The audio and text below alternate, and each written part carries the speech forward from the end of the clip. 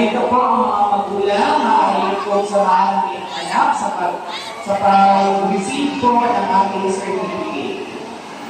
Thank you, Ms. Sheila P. Galvez, for winning first place in the following contest.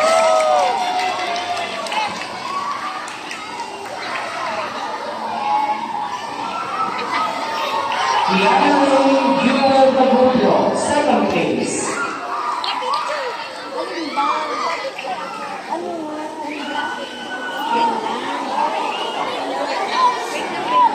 And Ferlene G. Pacquiao for winning third place.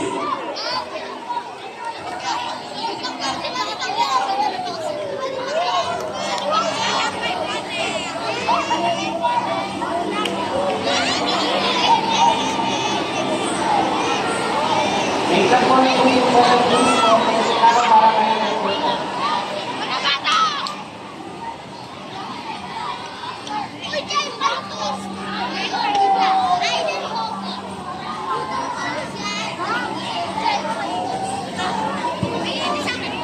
Punta naman tayo sa headdress making contest. For our first place, that's Jordi S. Gatella.